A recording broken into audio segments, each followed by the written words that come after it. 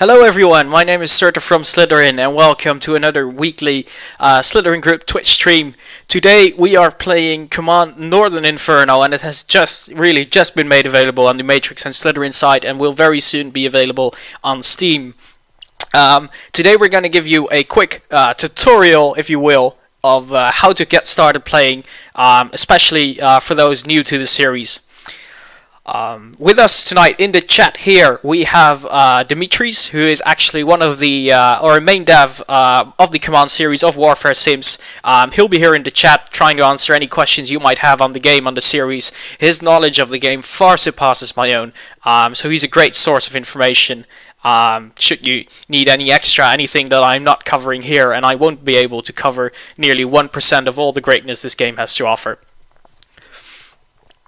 So Command Northern Inferno has been made available today. It is a standalone expansion, if you will, of Command Modern Air Naval Operations. What that means is that if you already own Command Modern Air Naval Operations, it will actually integrate into that installer, so it'll act as a DLC or as an expansion, whereas if you don't own Command Modern Air Naval Operation, it will act as a standalone game. So it is a great expansion for those who already have Command Modern Air Naval Operations, and at the same time it's a great entry point for those who are new to the series and need a bit more guidance in what they're doing. And hello everyone who just came in, welcome Whiskey, and Splunk Jammer, welcome, and good evening. So we're going to take you through one of the scenarios here, and we're going to start with the very basics of the game. So to those who are completely new to the series, Command is a game that in real time simulates modern air naval operations, and it is about as realistic as a game is going to get. So this is definitely not a game for the faint of heart. This is a game for those who want the gritty detail, who want to feel like a real commander, who want to use all the high technology toys that modern generals get to play with in combat. So again, those who are already familiar with Command Modern Air Naval Operations will immediately notice a new button over here called Campaign, and that will take you right to the campaign, new campaign that's up there, introduced with Northern Inferno. So this is actually a new thing compared to the individual scenarios that were already available in Modern Air Naval Operations. The campaign is going to take you through a series of missions with a story behind it. So we can see over here, this is the campaign that's introduced, Northern Inferno. Aside from playing the campaign, you'll also be able to play all these scenarios individually as standard scenarios. So if we hit cancel here and we go to start new scenario, we can see that the Northern Inferno scenarios are listed on their own and by number, so we can play all through them here. And what we're going to do today, we're going to take you through the first scenario, which is called Opening Moves, and it takes place on the 7th of August 1975. Now Northern Inferno covers a hypothetical scenario, or World War III scenario in 1975. So it is NATO versus Warsaw Pact, and the first scenario is going to last can last up to 3 days. We're playing as NATO, and we're playing in the Norwegian Sea. So if we scroll down, we get a quick overview of the map we're playing. We can scroll up to the right. We get an overview of the forces we'll have at our disposal and the relevant air bases in the vicinity, and we get our introduction. So the story here is that there has been an international incident, as we can see here. Obviously NATO blames the Soviet Union blames NATO, and heightened tensions erupt, and we're going on full alert. Now notice we haven't declared war yet, but we are in a high degree of readiness and we are prepared for war. So that's what we're going to do. So I'm going to hit load, and we're going to jump right into the scenario. Meanwhile, in the chat, if you guys have any questions, please just drop them in there and we'll try and cover them. Either Dimitris, who is one of the devs and is available in the chat there, will answer you. If I'm available, I will try and answer you as well. So we're going to hit load selected, and we get our specific briefing now. So the first text was more of an introduction into what's the scenario about. Now we're getting our actual orders. So this is the situation. What are the enemy forces in the area? So we know that there are a good number of Soviet submarines, including nuclear-powered submarines. and they're setting up a patrol line to the south of Jen Mayen in order to intercept NATO shipping. So we got a list of friendly forces, so we got a couple of service groups over here included with different ships. We're going to investigate them in detail in a second. We got a good number of aircraft, so we got some Orions and Nimrods. So these are the threats we'll be facing. As you can see, we're mostly expecting submarines from the Soviets, no surface combatants, no aircraft. So this is going to be an ASW mission, an anti-submarine warfare mission we're going to be playing right here. And again, to those of you who are already very familiar with the base game of Command, I might be covering stuff that's very basic compared to you. We'll have later tonight, we'll have Kushan doing a more of a expert course in Command, if you will, getting really into the detail, whereas this one is more focused on getting the introduction to people who are not yet familiar with Command and getting them up to speed as quickly as possible and letting them have fun with the game as quickly as possible. So our mission here, so the standing naval force Atlantic of NATO has been ordered to prevent Soviet submarines from entering the North Atlantic area. So we're going to patrol the area, and we are going to try and take out any Soviet submarines we can find.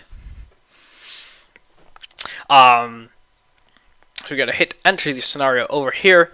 One other thing is this game comes with a huge patch that's also going to be upgraded, upgrade the Command Modern Naval Operations.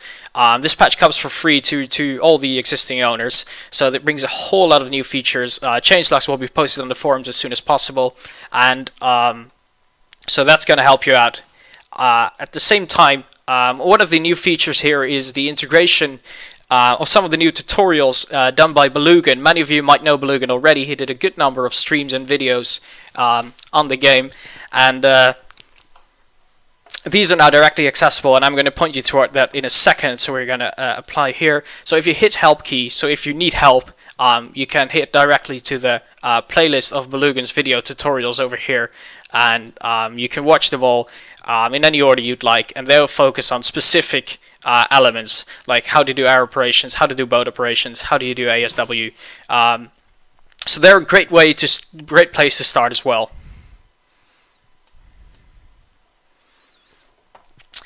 So let's have a look at the game then. Here we are, and we're looking over at the North Atlantic, as you can see. And as you can see, all Command scenarios take place not on a secluded map, but on the entire globe. So there's no edge of map, no artificial edging or ending of the map. So scrolling back to our own area of operations, here we are. So we got Iceland base over here. We got our patrol areas, Patrol Area 1 and Patrol Area 2. And we got a couple of Bear Islands. And the red zone indicates non-NATO airspace.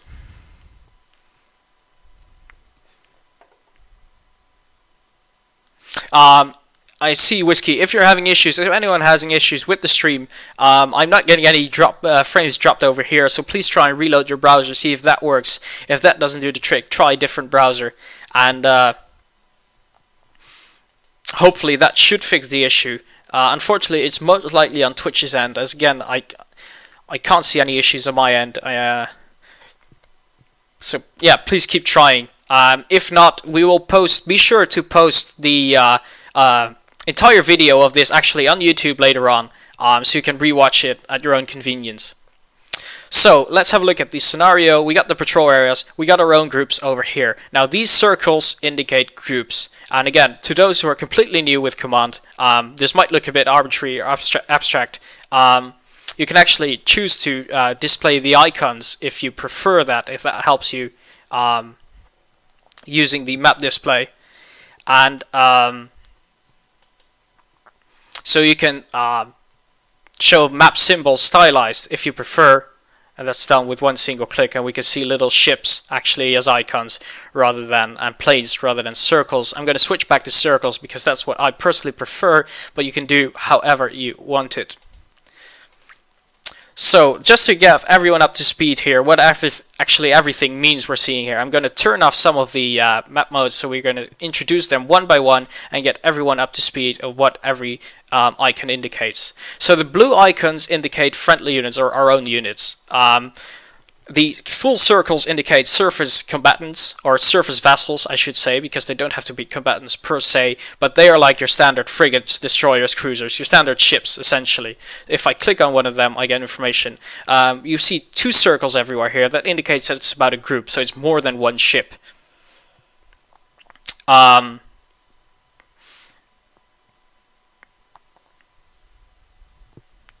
So that indicates there's more than one ship over here. If we see a upwards semicircle, I think that's the best way I can describe it. Like we see here, it indicates everything that's above the surface, meaning that it's a flying thing essentially. So these are airplanes. So we got a Nimrod over here, and we have a Orion over here. Now, on the other hand, if we have a downward semicircle, it indicates that we're talking about a submarine. We don't see anything at the moment, but we will catch a couple very soon. So I'm going to hit start, and the first thing it's going to do is our radar and sonar are going to start working, and they're going to start picking up contacts. It takes a while for them to identify everything. Quick update for you. Yep. Sorry to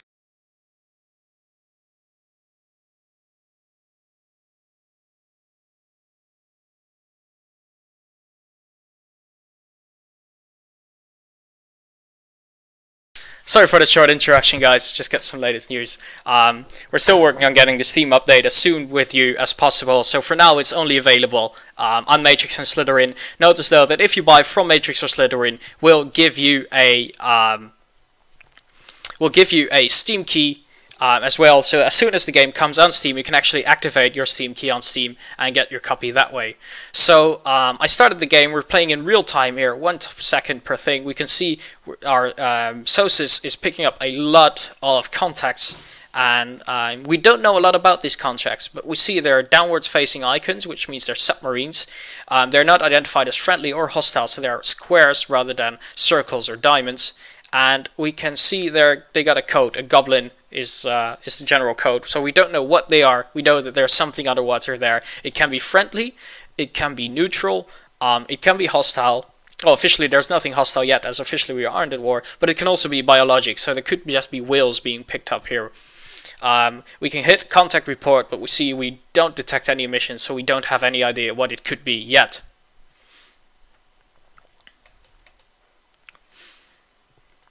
So now we're gonna start giving our orders, and our job is to find which of these contacts we got here are Soviet submarines, and then take them out, prevent them from being able to disrupt any of our shipment as soon as the war, should the war break out, I should say.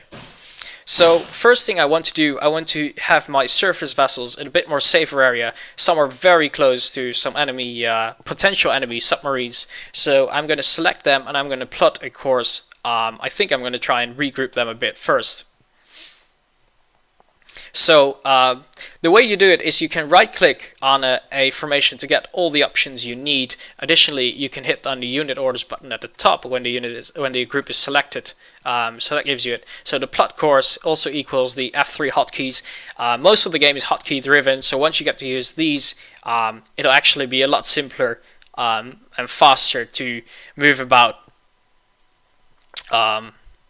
At this point though, I'm going to use as much as possible without hotkeys, so you get an idea of how it's done, and you can replicate that in your own game should you want to do that.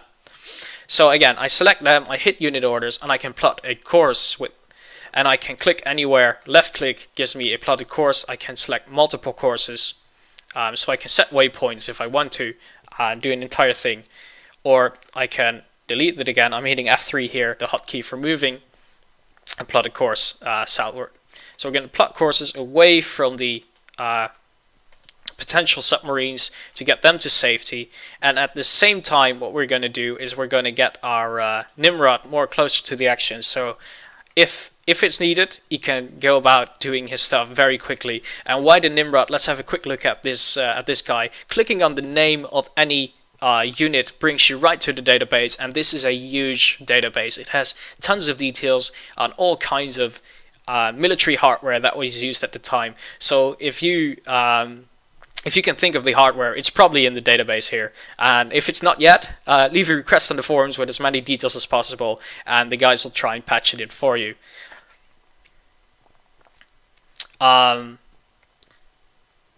So we get a full information over here. I'm not again. We're doing the introductory here, so we're not going through all the details of all the different signatures, of all the different properties, of all the different performance details, etc. But it's all there if you want to, if you need to compare it. In this case, we're going to focus mainly on the armament, and we can also see that over here under the unit weapons, we got a couple of LWT Mod 2 MK46, and these are torpedoes. So we got a good number of torpedoes we can use against possible submarines. But even better, we have 2x B-57 multi-purpose sub-bomb tactical. So we got nuclear bombs over here, and they're going to really wreak havoc on the enemy. Unfortunately, we can only carry 2 at a time. Bucky bits, still no price on Steam. No, on Steam it's unfortunately not released yet. We hope to be able to do that very soon, at least in the next couple of hours, so please bear with us. In the meantime, you can purchase already from Slitherine or Matrix, in which case you'll get a key that you can also activate on Steam as soon as it's available there. And that also gives you a Matrix or Slitherine download. So we're very sorry for the delay on that end. We're trying to get it out as soon as possible. So let's just get the time flowing and let our sonar guys start doing their work, start trying to identify some of these things. Meanwhile, we're going to have our Orion patrol a bit around the area and see if there are any targets that we want more information on by dropping some sonar buoys.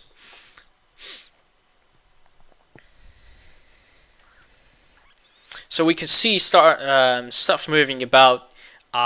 We can actually speed up as much as we want, or almost as much as we want, I should say. So we can go 5 times, 50 times, 30 seconds. If you keep it on real time, it's really real time. So one real life second is one in-game setting. So we're going to speed it up a bit, and already you can see a significant speed up in how fast the units move and move about. So while we have the game running, we're going to inspect some of our airfields. So one of the airfields we have over here to the south on Iceland is a single unit airfield, and if we click on aircraft, we can see all the aircraft that is stationed here.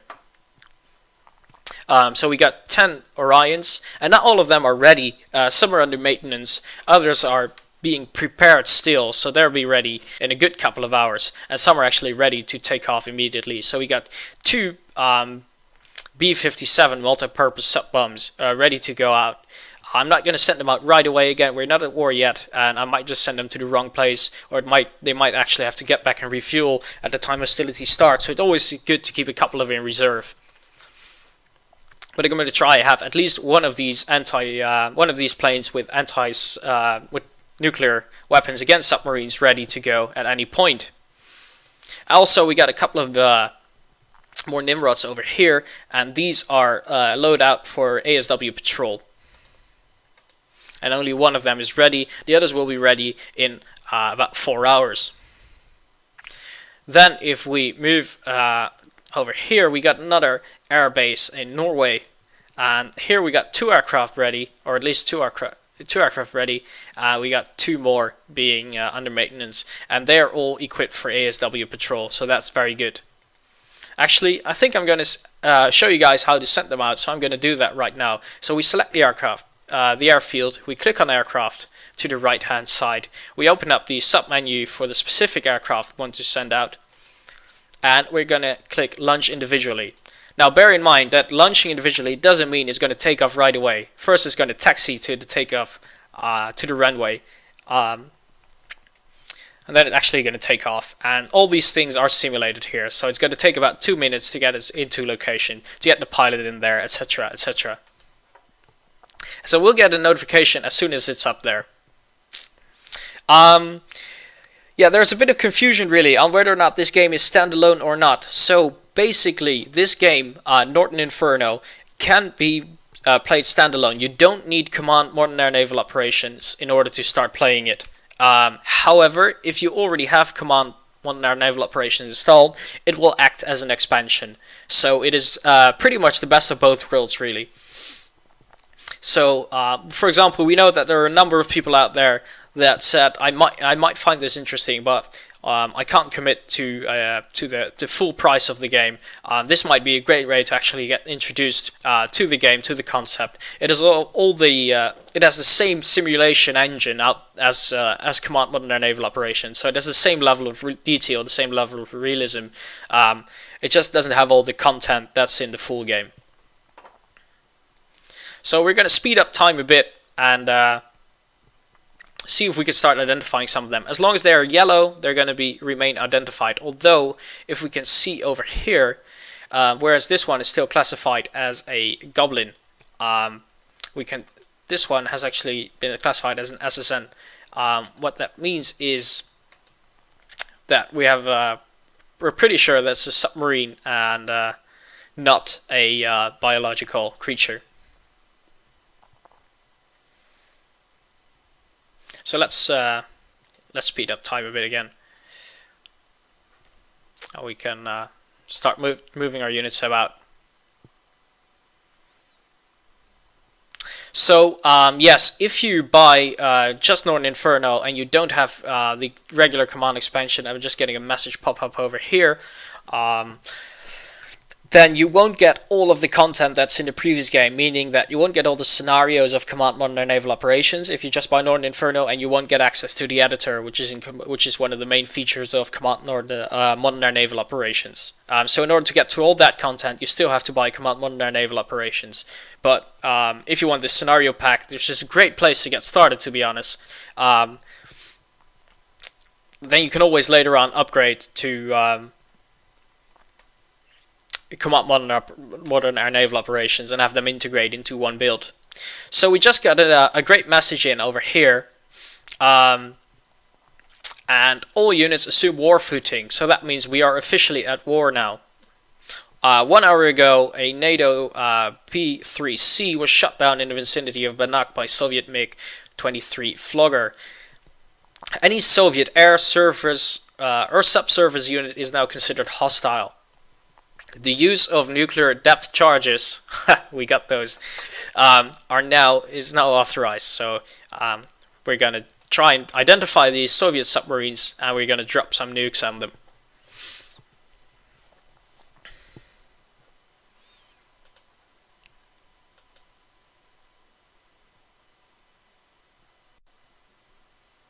So we're moving about now. I speed up to 5 times the speed, so we can see our Nimrod moving up very quickly.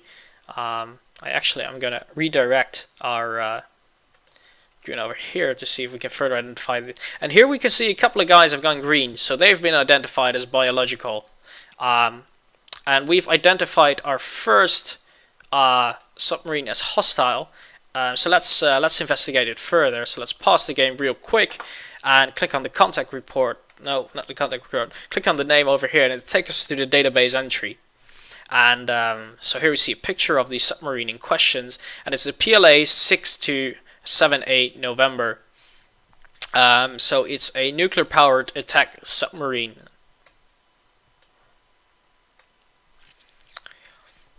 So this guy can definitely wreak some havoc on our surface fleet, as well as on any potential shipping if we don't take it out. So that's what we're going to do and take out.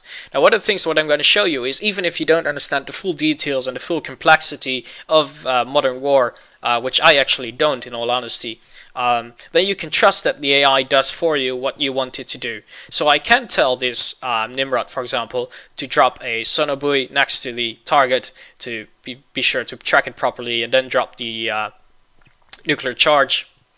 Or I can just tell it, attack that submarine, and he'll find the best way to do it by himself. So let's try and do that. So I'm going to select the guy.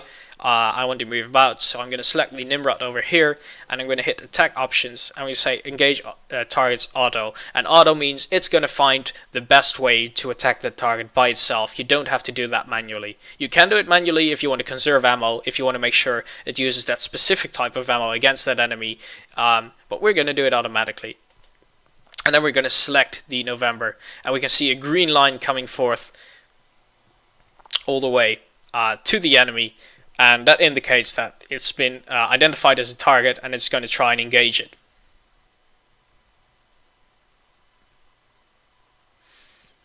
Thanks, Renders. Hope you have a nice dinner.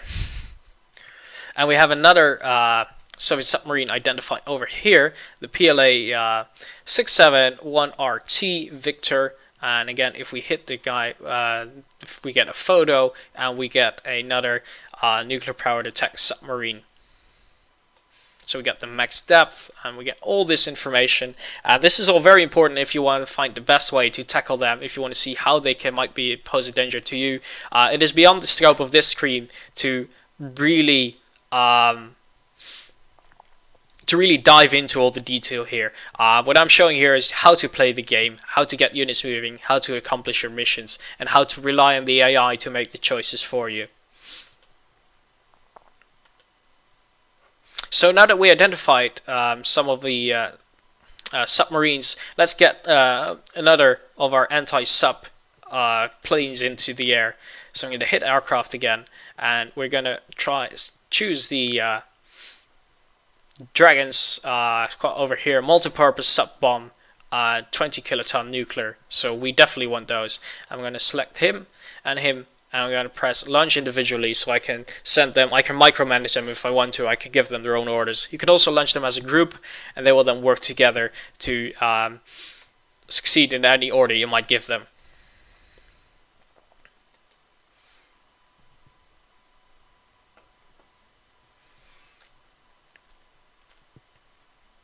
So let's see. So luckily, a lot of the targets are actually identified as biologics, so we don't have to bother with those too much if we don't want to.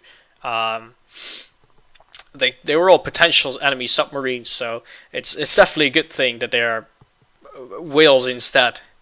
They pose a lot less danger. We can hit resume again, and we identified another submarine. And I'm going to send away my ship group from that. And I want to slow down a bit. It's being definitely threatened. The submarine is on course of intercepting it. So I want to adjust its course. And I want it to move as fast as it can. So I'm going to right click. And I'm going to hit the throttle altitude and depth, which can also be activated by F2.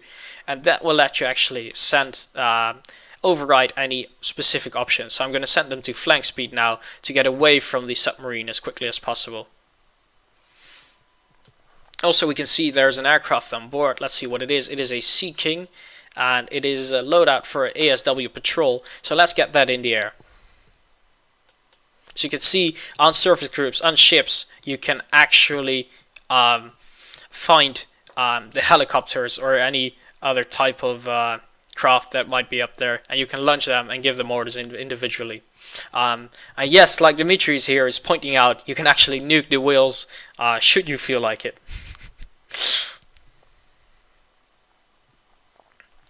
Does the speed of the submarine affect how easy they are detected? Yes, the sonar detection, acoustic detection, is extremely advanced in this series, and to be honest, I don't fully get all the details of it because it is very close to being realistic, which means that the speed is definitely something that impacts it, the depth has impact to it, and obviously the speed of whatever is moving and trying to identify it.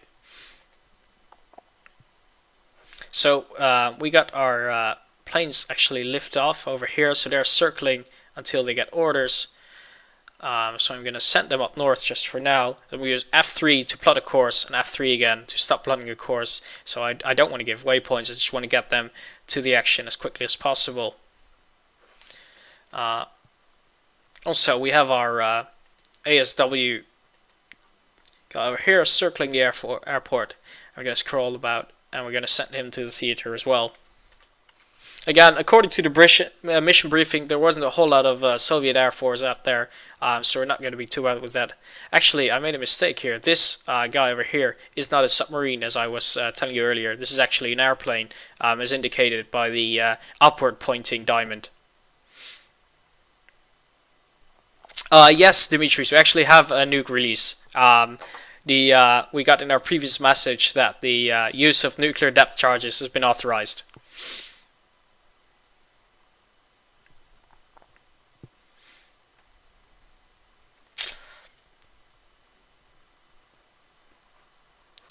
So we have our we have actually identified another one here, so let's select those that one as a target as well, and let's speed up a bit so we can actually see them doing what they have to do.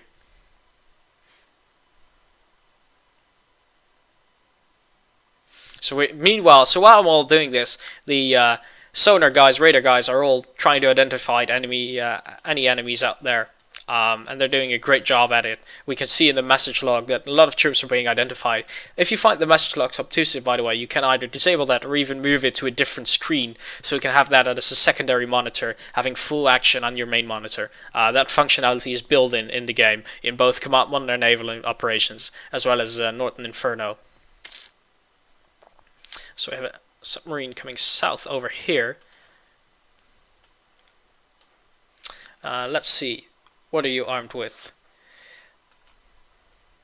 He actually is armed with torpedoes, so we might be able to try and have him engage the enemy submarine that's following its parent ship. Does it want to do that? Let's hit F1 and let it try and do its job.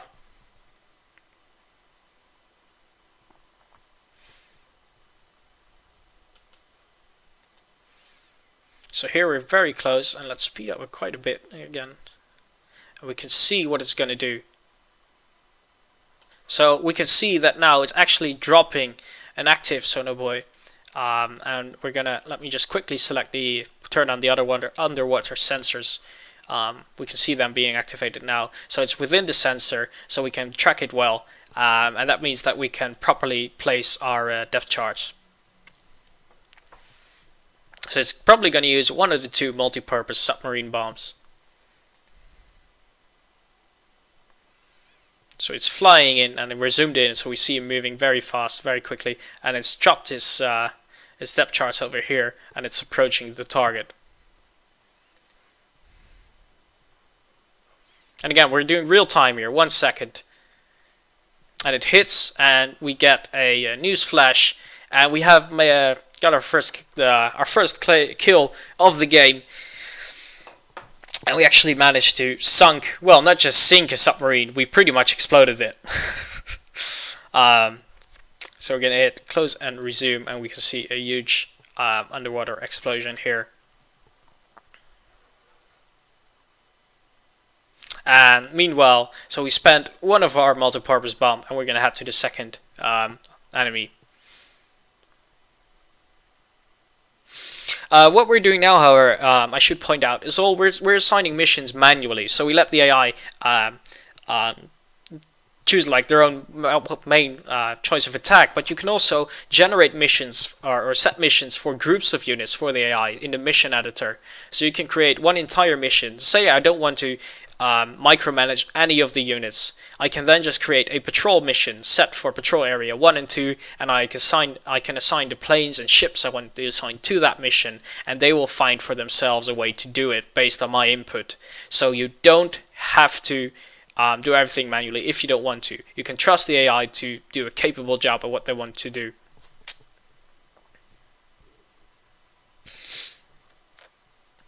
Yes, most certainly, weather is definitely modeled. We got a layer of clouds, actually aircraft have to take into account. We got all kinds of weather effects in there. That's definitely part of the simulation. So meanwhile, our Nimrod's going to its second target. We got more planes. Let's select the third, which is circling the airbase at the moment. Where are you?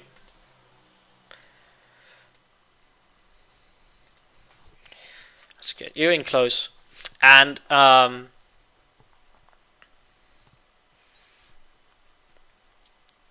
we're also trying to send our Sea King to engage one of these submarines. It's not, of course, as powerfully armed as our Nimrod is. It carries 2 torpedoes, so it might actually do some damage. If not, we'll just fly it back and have it refit.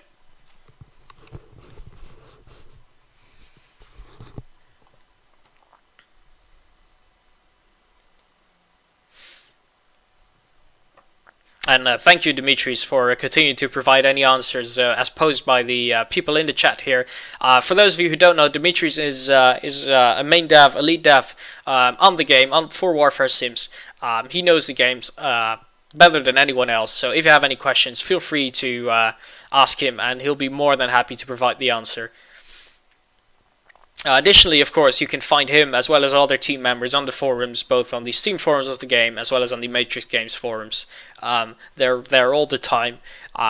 Any bug reports, send them their way, and of course they'll try and fix them in the coming patches.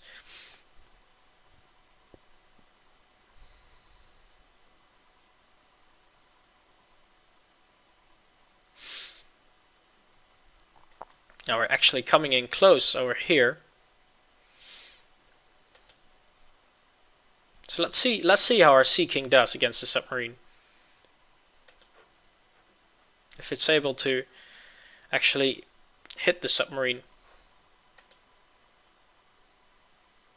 So it drops its torpedoes, and we can see that the torpedo itself has its own underwater sensors as indicated, so it's going to keep the enemy within that range in order to be able to track it. And the Sea King goes around, comes in for a second run. We'll probably wait with its launching its torpedo until it knows what the first one does, and the torpedo actually hits. So our Sea King took out an enemy submarine all by its own, and we're definitely very proud of it. So we got another Goblin target dropped. Excellent.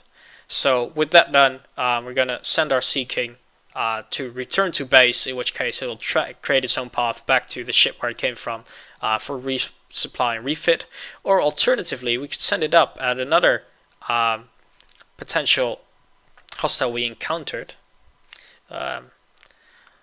Let's make these guys heroes. Let's try and have them engage the enemy, and let's keep our the fleet that belongs to a bit closer to the enemy, or to the Sea King, so they can land if anything should happen. Meanwhile, we can see here our we're actually very close to the other submarine over here. We dropped the Sono Boy, and we're going to try and engage it.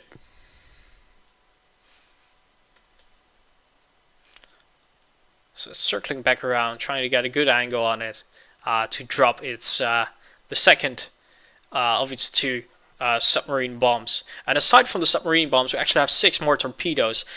So they're not as effective as the bombs, obviously, but it means that they're still very capable even after they've disposed their bombs. Additionally, we have our Orions over here are also armed with torpedoes. So we got this Orion, which also is armed with 8 torpedoes. So we're going to send it up north. Hi Tony. So this game can be both is standalone. So if you don't know the main game, you definitely can play it. It doesn't require ownership of the main game. If you have the main game already, so Command Modern Naval Operations, it will install as if it were a patch. So it's both standalone as well as an expansion.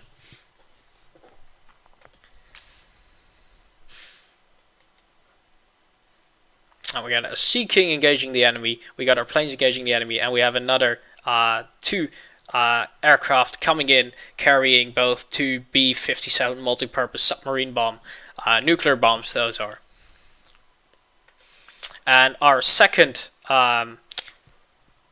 nuclear weapon has actually hit the target, and that means another Soviet submarine has been sunk, and we are doing an awesome job here. We are keeping our ship safe from the enemy submarines, although this one's now fairly close to the enemy, but we're going to try and divert it a bit away. So we got the submarine closing in from the north, whereas if I turn south completely, it will be intercepted by the PLA over here.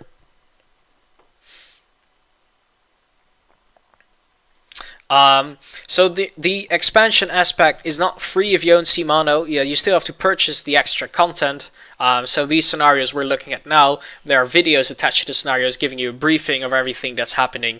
But the game, it does come with a huge patch that is free also for the CMANO owners. So the 1.09 patch, which actually releases simultaneously with the with Norton Inferno, is free for CMANO owners, and that has a whole ton of features, and a huge changelog is attached to it.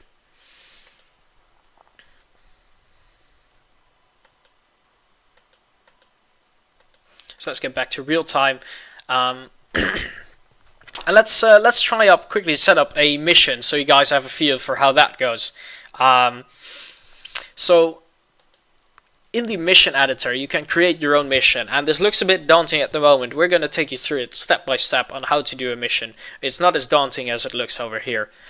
So you hit create new mission, and you can name the mission whatever you want. So we're going to name this, you can name it something resembling the mission. You can give it an operational name, so we can call this mission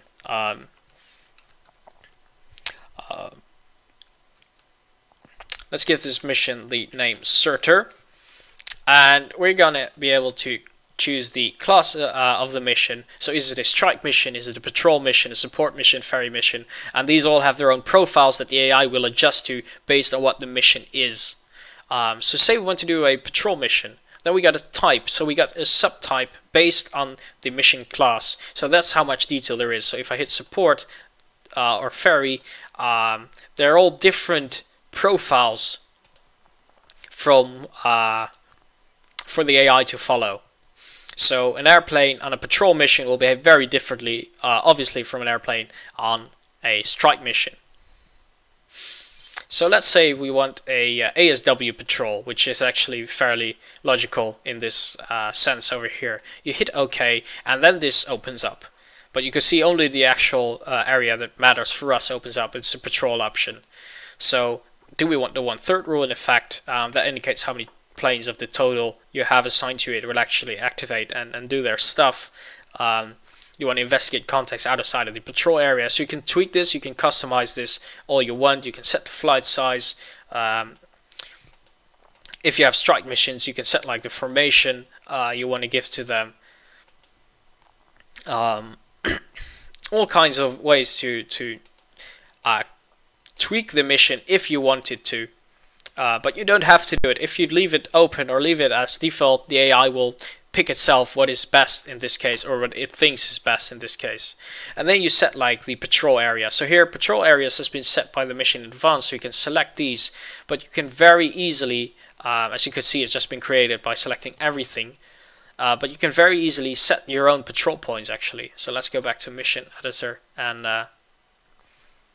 let's delete this mission just to get the green overlay here away.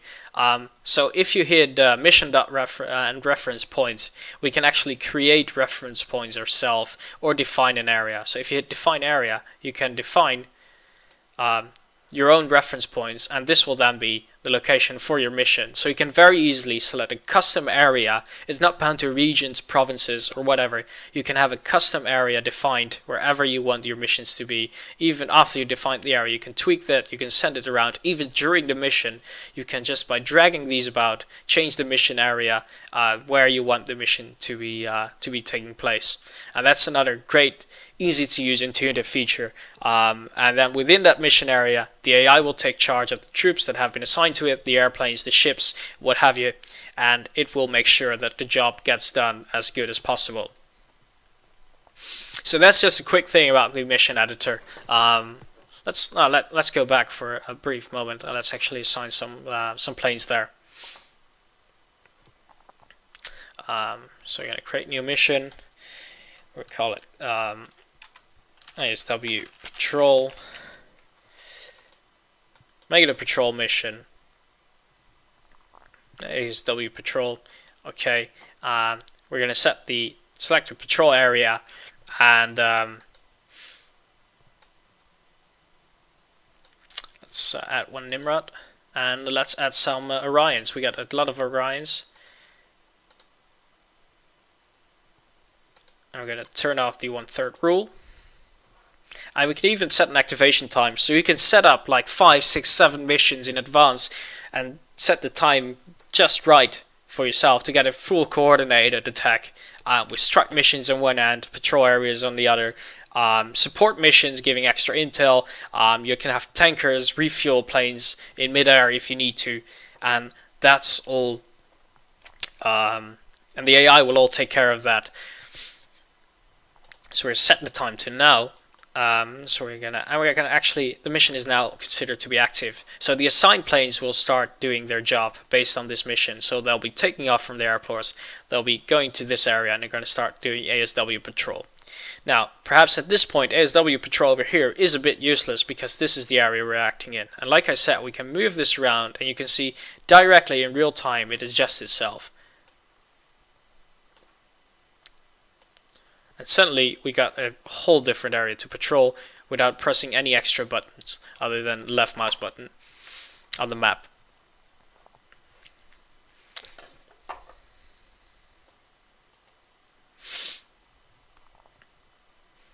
So that's the mission editor in a very brief overview. So if you're not completely certain on what the best role is for units, assign them to missions like that, and they will pick the right role based on the loadout of the aircraft. So if they have an ASW loadout, they'll do ASW functions. If they have a strike loadout, they'll do strike functions. And if you're not sure about the loadout, you can check from the airfield they're stationed at what kind of loadout they have. So if you check over here, for example, we can see that one is ready over here. We can see that the loadout role is ASW, so that's the profile, as it were, that the AI will work with.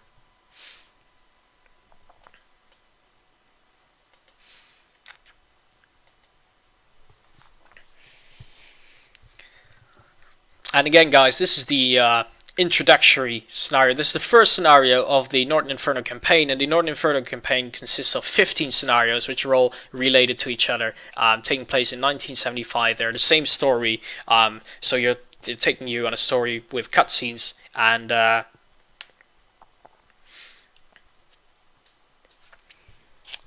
videos giving you more information of what's going on the background. So yes, we can actually filter out the biologics if we want to. Dimitri's saying that over here, and so we can right click, mark contact as, we can mark it swiftly, or we can hit filter out, in which case we don't get any further details on them. So you can do that. Right clicking on anything will give you more options. And hi Bloody Chill, good to have you here, and I'll definitely join you for some cheeky Nandos after this. So we're going to filter out these targets.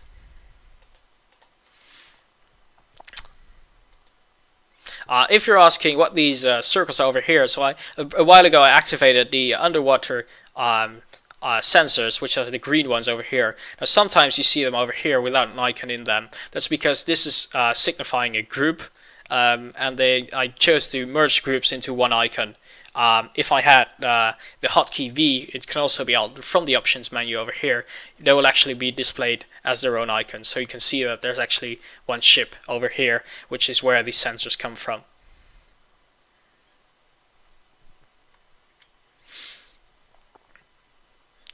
Just to keep things clear, I'd like to have them merged together. So there are a whole lot of more sensors we can turn on and off over here. I turned them off briefly at the start of this scenario in order to not to overwhelm you guys. By the way, what are you doing, Orion? Let's give you an attack order. You're carrying some torpedoes. There's a submarine nearby. Do what you're supposed to do. And we had a Nimrod over here, so it spent its tactical nuclear bombs, but it's still got some torpedoes, so let's assign a target to it. You can also see, by the way, a line going back from the sonobuoy it dropped earlier, so it's still getting information, so should everything go on in this area, it will pick it up. Hi there, Kushan, glad to have you here. For those of you who are not aware, Kushan's going to do a stream later tonight, and he's going to go way more in depth than I'm going here. So if you really want to go into detail, if this is too introductory for you, then be sure to catch his stream, and he's going to do a great job at getting all into the gritty detail of it. Over here, our Seeking actually missed its torpedo, or at least it did not destroy the enemy, and it's gonna probably return to base Winchester. Winchester meaning that it spent its available ammunition, so it's gonna return to its parent ship to rearm and resupply.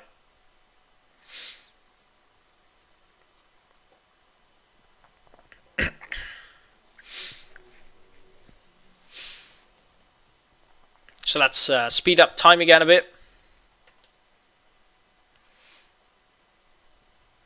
Okay, see we're closing into an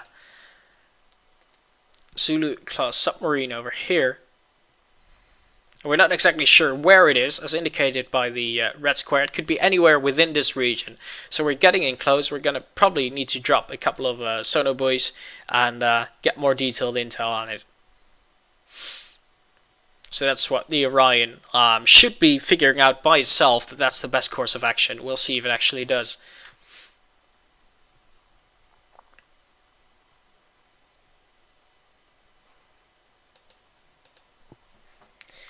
Can ignore your plotted course, and we can see that it's plotting a course close to the enemy itself, and then it will actually drop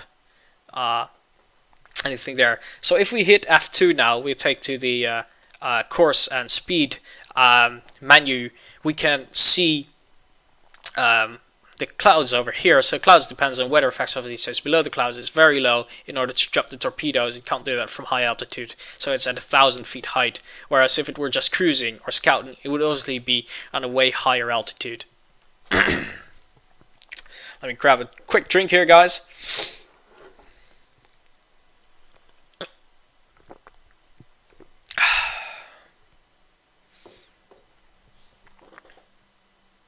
And we can all manually override anything we want here. So if we say no, don't drop it from 1,000 feet, drop it from 1,500, we can try and do that. We can try and force it to do that.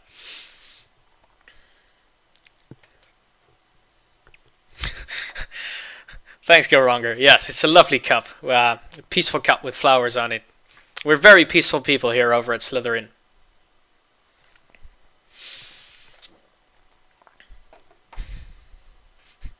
I wish it were an Irish coffee. Unfortunately, I have to make do with just water for now.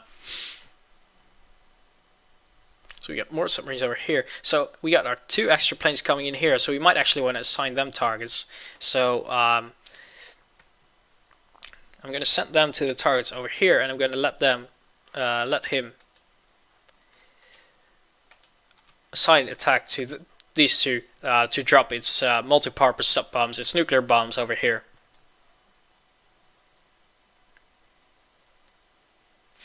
And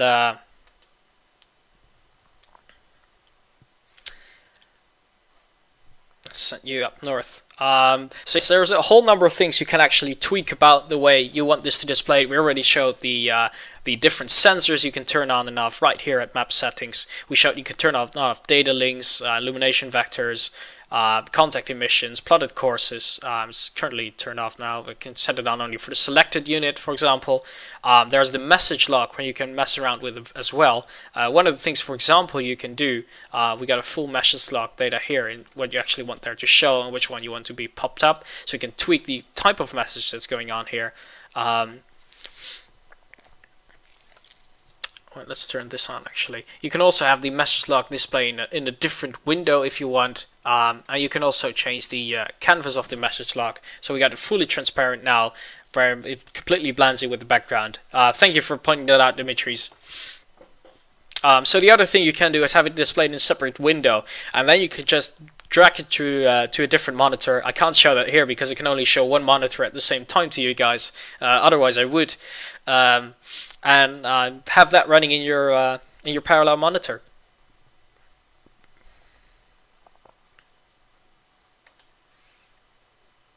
So for our Orion, which is on the ASW patrol mission we assigned to it, already automatically sees the targets within its area and is going to engage them. So this is done, unlike the other planes we send out, not by me, but by the AI, because we assigned them on the ASW mission within this area. So that's how the AI works.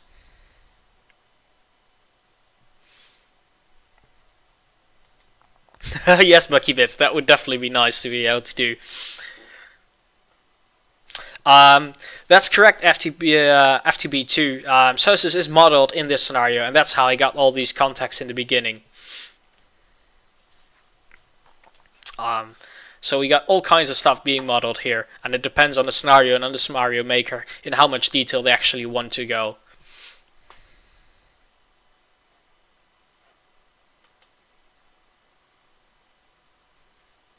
So let's speed up again a bit, and as we can see here, we actually are engaging again trying to get to pinpoint the location of the submarine here, and we still got 8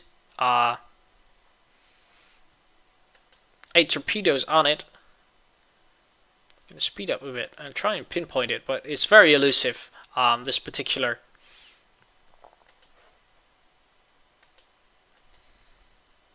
So let's try and drop another active sonobuoy. Let's see if we can find it. The difference, of course, between passive and active sonobuoys is that the passive ones don't actually emit any waves themselves. They're just listening, as it were, whereas the active ones are sending out signals and then checking them for the return.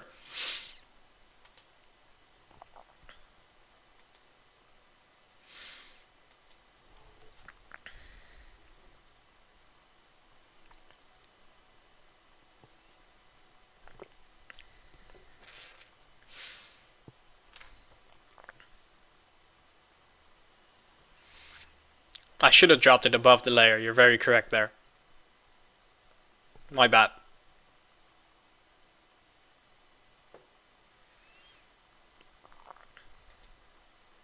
And what we see actually here is quite kind of interesting.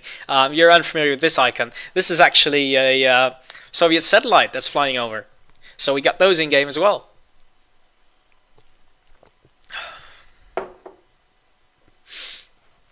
We're in the 70s, so the satellites aren't as advanced as they would be now, obviously, but they can provide information. As for the mod scene, there's a very active mod scene in the sense that for Command Modern Naval Operations, which unlike this one actually comes with the full editor, the community is creating so many different scenarios and missions, etc., that can be downloaded from the website database. So there's if you buy Command Modern Naval Operations, in addition with Northern Inferno, you get a huge amount of scenarios to play. And most of these scenarios in CMANO, so Command Modern Naval Operations, can be played from multiple sides as well. And some of the community members are definitely making great scenarios. So much so that a lot of them actually been integrated into the official builds.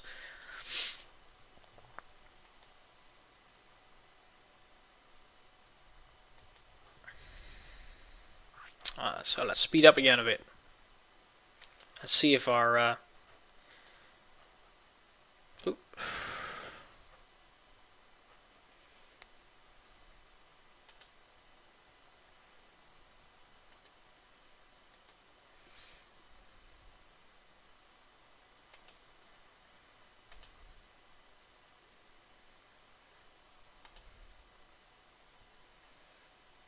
so we dropped an active sonobuoy over the layer now, and that should help it. It's having trouble turning because of the speed of the aircraft, but that should help him a bit.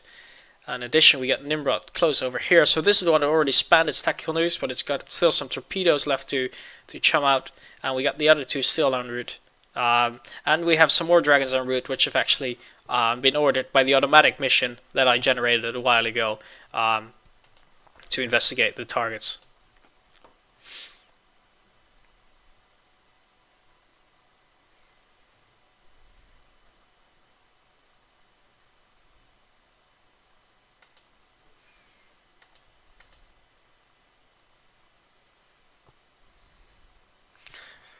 So let's speed up a bit and wait for these guys to arrive at their targets, and in the meantime see if our Nimrod over here is able to take down the Whiskey submarine with its torpedoes rather than its nuclear depth charges, which is used earlier.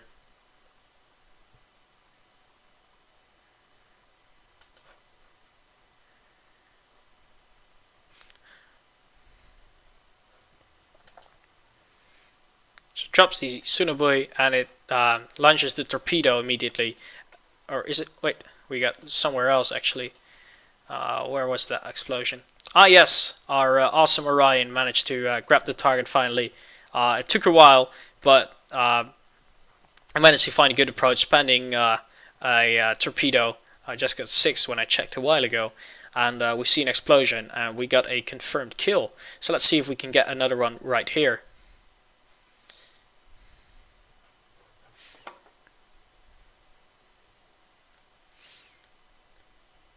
And again, guys, if you're missing some of the stuff, if you only catch some a bit of the stream, the full stream will be posted on YouTube as well, so you can rewatch it there, as well as on this channel, this Twitch channel, in the profile, so you can rewatch the video. The chat unfortunately won't be able to reread that, so I'm trying to read out loud any answers Dimitri's and the other guys from the development team are giving here. So you can see our Nimrod is turning, coming back into it, pinpointing the location, or at least trying to, and hopefully being able to drop. We can see it is already almost halfway about its fuel though, so that might be an issue.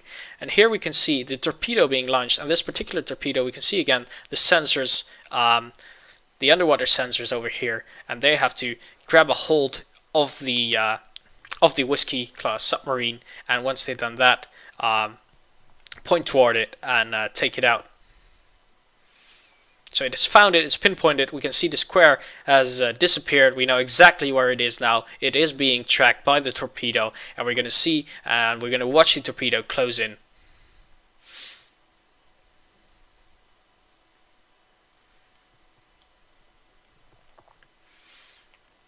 As you can see the speed, we can see the bearing, we can see the height, so it's dropping to 160 feet. How deep is this? This is 165 feet, so this is dropping quickly, trying to evade the torpedo by going down. So the torpedo itself is going down as well, and it's already to 180 feet underwater. So it is matching the height of the torpedo of the enemy submarine completely. And we're going to see if we can get the hit on, and if not, we're carrying a couple of more of these guys, so we're just going in for the second strike. And again, we can pause and speed up at any moment, getting a overview of the map. You can even record and rewind if you want to. There are so many options here that allow you to play in different ways. Like I said, we have the automatically generated mission, as I've done before, as well as the manual missions I'm sending out. And our torpedo actually made the hit, made the connection, and we can see the explosion indicator indicating that the Goblin has been removed as a target and the Whiskey submarine has been sunk. So another great joy, a great victory. So this guy, we got the other planes coming up with the missions to take out the others. So this guy, we're going to let return to base and try and rearm its tactical depth charges. Should need those later. So we're going to hit return to base and ultimately go back to his home base. Alternatively, you could also indicate a different home base and set return to base. So if another aircraft or airbase might be closer, you can actually have them sent there if you want to. There's so much freedom in this game that it's, again, it's impossible to cover even 1% of everything we got to offer with the command series. But I'm trying to do that anyway. But I'm trying to keep it simple for you guys to understand, for you guys to follow, and for you guys potentially to replicate if you're starting out with this series.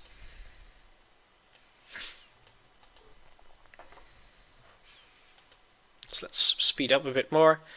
We can see we're actually trying to engage a submarine over here at the very edge. So we dropped the sonobuoy with it. We don't have the nuclear depth charges, but we do have a couple of torpedoes, but they're obviously a bit trickier to get just right, and the angle of approach has to be just right, and with a moving sub that's not always easy to do. So that's what we're trying over here.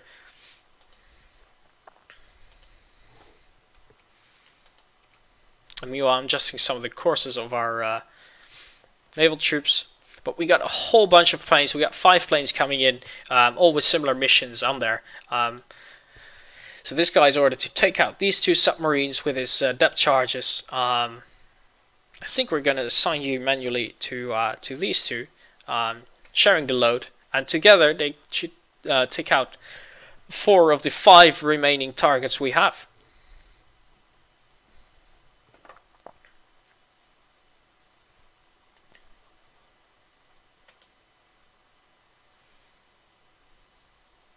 Here actually we got a couple of planes that aren't doing anything anymore.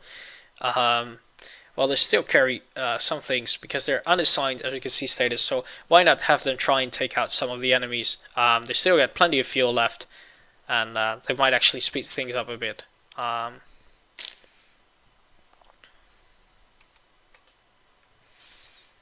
At the very least, they'll give the submarines a bit of a scare. Do I need to worry if the update didn't arrive yet on my Steam account? No, you don't need to worry. We're in the process of making it live, so please bear with us a bit longer for the Steam version. For the non-Steam version, it should already be up there, already be downloading, but we're getting it to you as fast as we can.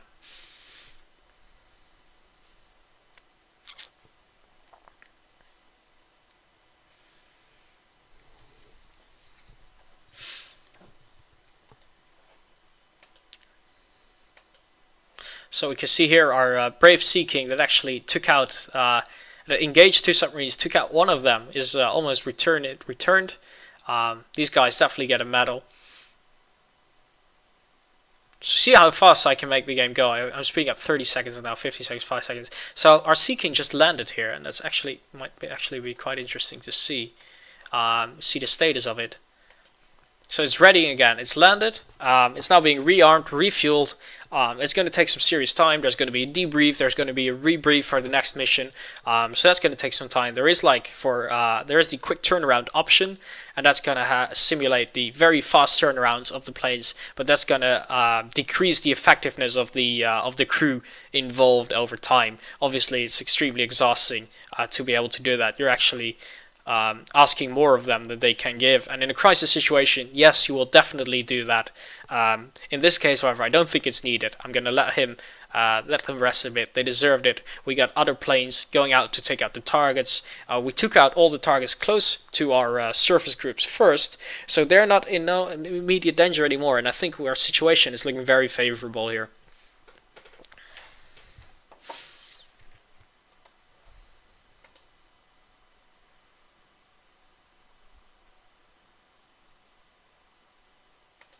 And we are actually engaging and hitting, as we can see from the type over here, the enemy submarine, but it is not sinking yet. We see that we got some penetration achieved, but it's still operational, so it's definitely damaged. But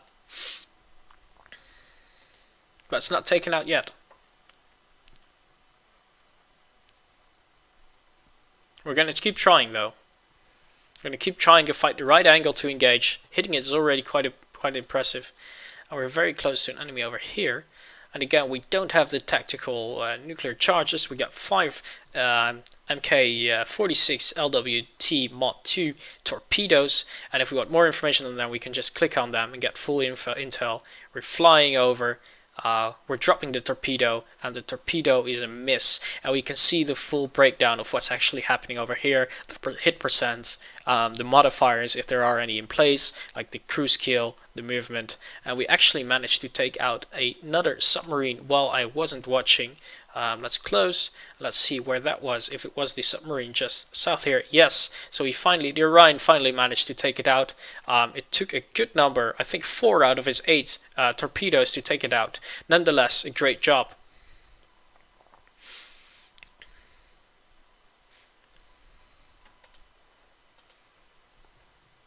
I actually got another bogey over here. So let's see if we should try and take that out first. We don't know the exact location, and we need to get our service group out of the way.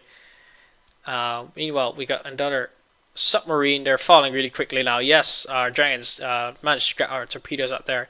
These guys are still flanking away, but you can see that because they're going full speed, some of the group members are getting left behind.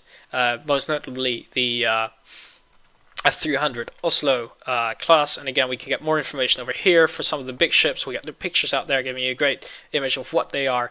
We got surface combatant, a frigate, we got the different armors on the different locations, and all of this is simulated. Individual components can be damaged.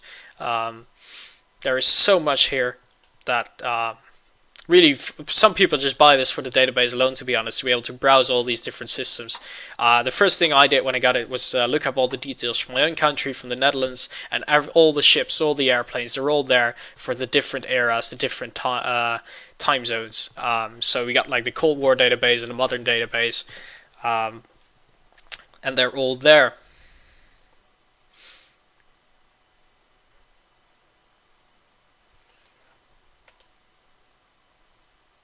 The contact was dropped, unfortunately, but it appears now again, and it's very close to our guys, and they're trying to run, but I'm not sure they're going to make it. So I might be able to order them to actually attack it, but I don't think they have the weapons to do so. Let's have a look. They're mostly surface combatants. They got a couple of generic depth charges, but I don't think they will do much good. So it's really up to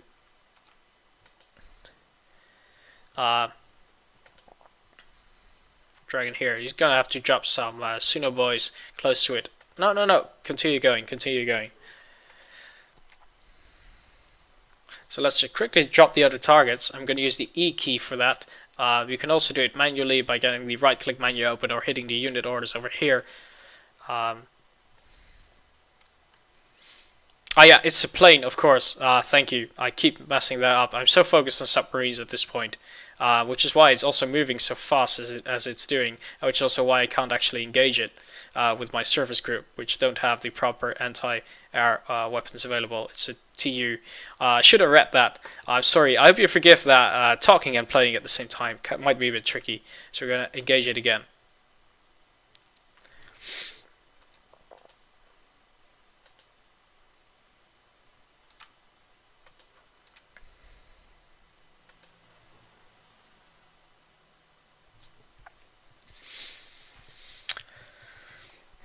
Cheers, Kushan, and all of you. Kushan's going to do a stream later on, so be sure to watch that as well, as he's going to get in a lot more detail than I'm currently able to do.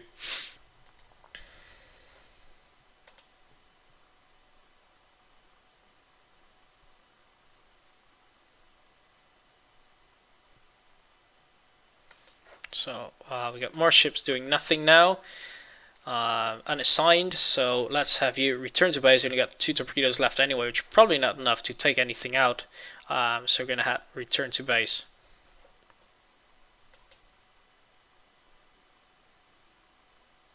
We have only 3 identified submarine targets left. Very close to one of them. We got 8 torpedoes loaded.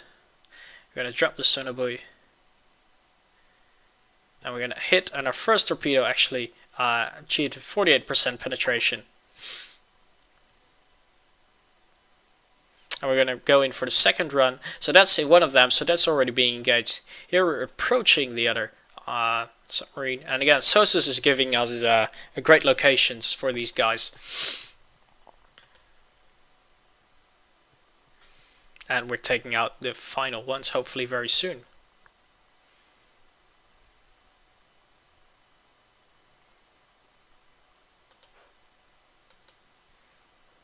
Drop the sonobuoy.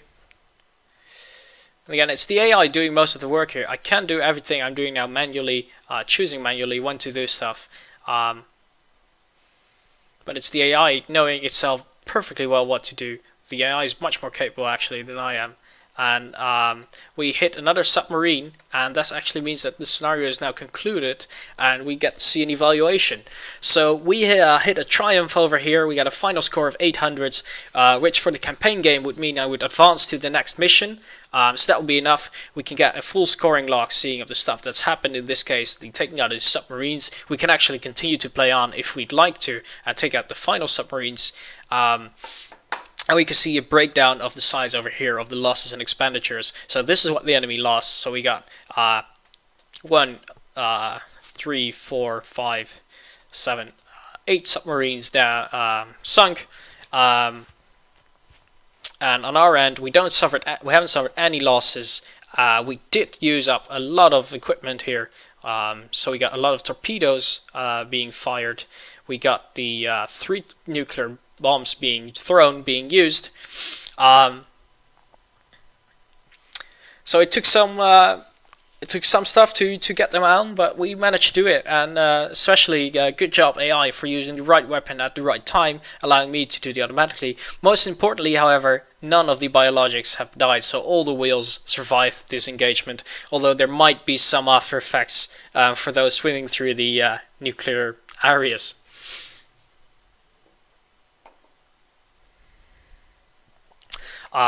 So this was just the brief overview. Unfortunately, we're out of time to do anything more. Again, this was a brief introduction, a brief overview of Command & Northern Inferno, which is out right now on Matrix and Slitherine and coming very soon on Steam. You can buy it on Matrix and Slitherine and get a code to activate on Steam as well, should you want it. On the other hand, if you buy on Steam, you'll also get a serial code to register your key at Matrix or Slitherine, should you want to. This is all optional, you don't have to do it. The game doesn't force you to do Steam. But it is there for those who want it. Both the Steam and the non-Steam version get the same amount of patches and support, etc. I hope you enjoyed it. I hope you found it informative, even though it was a fairly introductory level. And I hope that that we'll see you again next week when we get a different stream. And all of you who want more, be sure to catch Kushan's stream later, as he will take you into more depth and more detail and more gritty scenarios. Thank you very much. We'll hope to see you again, and please drop by the forums and drop any feedback you have on the game, on the stream, and we'll be sure to improve, and we're listening and to any opinion you might have. Thank you very much, and we'll see you next time. Goodbye.